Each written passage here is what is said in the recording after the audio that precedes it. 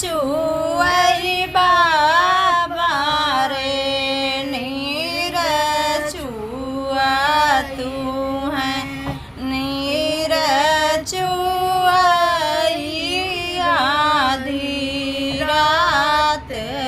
जी ऐसन बाबैया घर